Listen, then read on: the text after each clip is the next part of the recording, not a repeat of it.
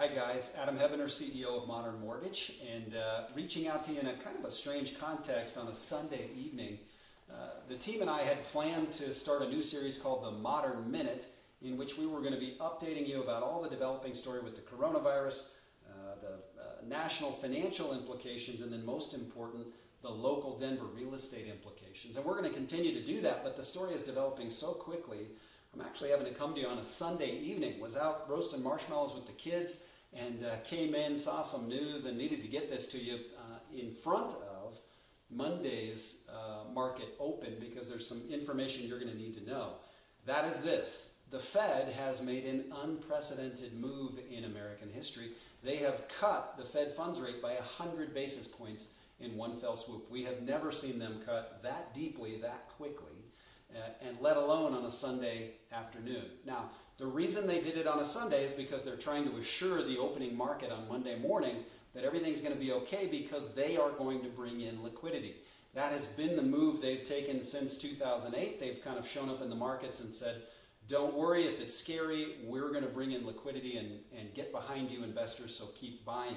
That's the message that they're trying to send.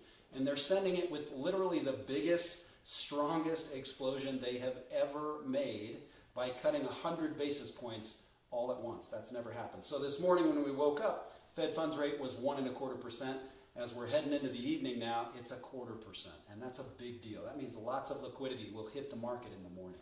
Now, in addition to that, the Fed has said we're not going to stop at that rate cut. We're also now going to restart the Fed T-bill and mortgage-backed securities market purchasing program. What that means is the Fed actually becomes a buyer of T-bills, Treasury bills, the U.S. government bills, and mortgage-backed securities. Now, when they do that, they've taken this $700 billion and they've kind of cut it into two chunks. The first chunk is a $500 billion chunk, which will go to T-bills. The second chunk is a $200 billion chunk, which will go directly into buying mortgage-backed securities. Now, when that happens, the effect is two things. Number one, rates drop, and number two, volatility decreases. Now, this is important because if you've been following what we've been sharing with you, we explained that last week the fact that mortgage market was still so high, even though the T-bills were low, was a result of all that volatility in between. So the Fed coming in acts kind of like water, sprays on that volatility and reduces it. Now that's a good thing. It means that rates are likely to fall again in the morning, to pull back from kind of the strange rates we saw last week, to assure those secondary mortgage makers that they can offer interest rates that'll be more competitive, and to hopefully bring in more buyers and more folks refinancing their homes. That's the goal. Now, consider this. I do think that will work. I think that's going to make everyone in America who owns a home, almost everyone, is going to find that their home is more affordable. So if you are refinancing a home, refinance it with confidence. It's time to do it. Don't wait around. Don't say, hey, I'm going to see if they drop. All the guys who thought they were going to wait and see if they dropped last week got whipped off the back of that market. So don't be that guy. Get involved. Make sure that you get your interest rate locked in while you still can. And if you're purchasing, very good news for you, your purchase just got less expensive than it was when you started, which is fantastic. So those two things together should be very good news for anyone engaged in a transaction right now. Now, even as I say that, I want to be sensitive to the fact that most consumers are wondering, should I be involved in a transaction right now? Those who want to sell are more interested in selling, and I expect that sale inventory will rise and rise quickly. If you want to call that a prediction, you're welcome to do that. I think you're going to expect to see sale inventory in the Denver market rise. Now, those on the other side of the transaction, those buyers who are coming in, they're wondering if now is the right time to buy with all that's going on. Now today, Steve Mnuchin, our Treasury Secretary, has said we do not have a recession and he does not see one. I have to tell you, he is wrong about that. I believe the recession already began about 10 days ago. This is a recession. And in order for us to advise people well and to care for them sincerely, I think we need to be honest about the economic conditions we're in. It's a volatile time. It's a scary time. And there's good reason to be scared. It is not just irrational running for the exits. There are some serious implications to the national and global economy at hand.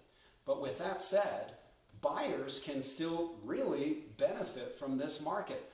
as long as they meet a couple of conditions. Number one, the most important condition that I would tell any buyer to be meeting in this marketplace is to make sure you have reserves. If you've set aside some reserves, then historically speaking, we can look back on the prices of real estates. We can see some fluctuation through that period. But those who have a little bit of cash sitting behind each one of their properties always fare well, because here's the reality. It does not matter what the so-called price of the property is unless you plan to sell it. So if you are purchasing a home because for you it is a home, meaning it shelters you, you love it there, it gives you some benefits, some utility, it takes care of your family.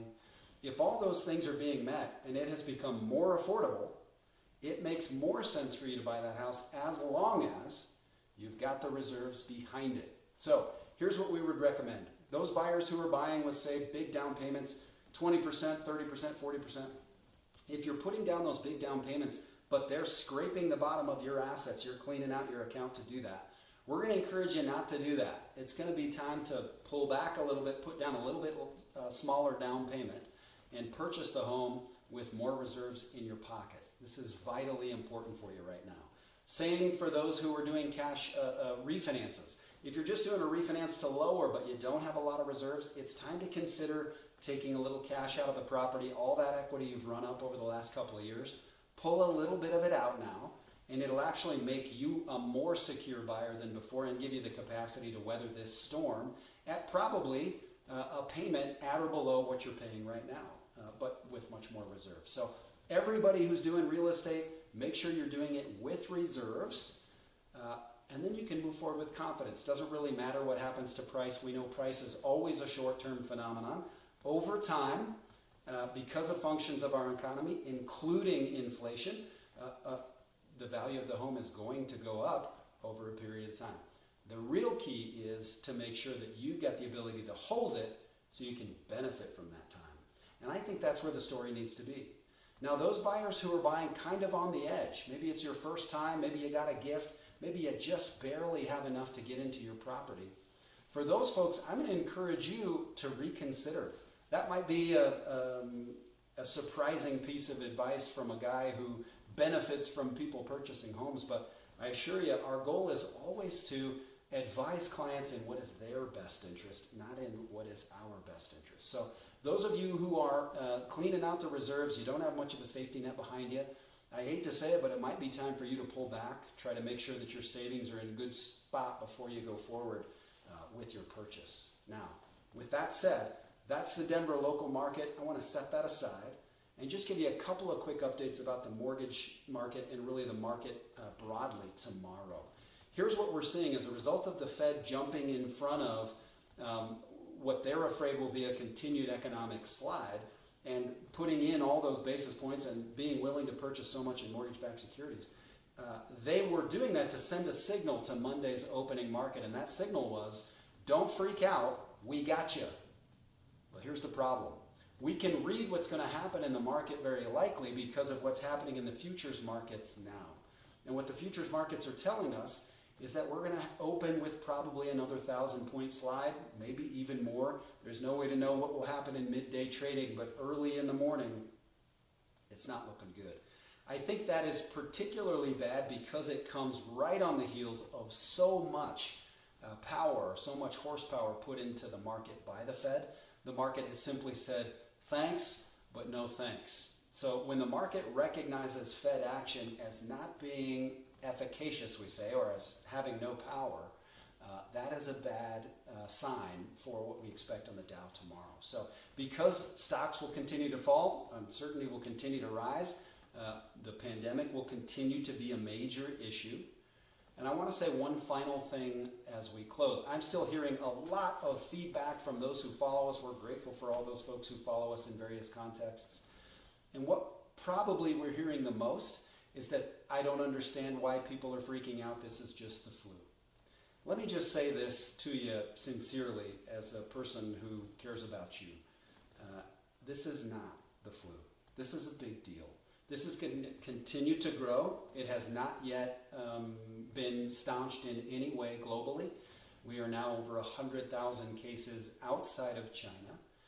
That alone is not that important. What's important is how quickly we got to 100,000 cases. It took about 10 days, just under 2 weeks since we had 10,000 cases. Well, because we continue to see that logarithmic growth, here's what you can expect. In about 2 more weeks, you're going to have 1 million cases reported on planet Earth. Now, we know that the number of actual infected far exceeds the number of reported, but just reported, those are going to be people who are involved in the medical system in some capacity. And that's a big deal. That would suggest 15%, 20% will need serious medical intervention. And that's 150,000, 200,000, too many people to be in that condition. So because of that, you're dealing with serious implications to the economy, and we're going to continue to see the economy slide into recession. That's okay. We've seen lots of recessions in the last century. We'll see lots more. They are a natural part of the financial markets. This is going to be a big one. And I think because of that, it is more important that we reinforce the idea of keeping those reserves in place. So watch for lower rates. Make sure you're paying attention to your reserves, your clients' reserves, and that you're moving forward in confidence because of those reserves.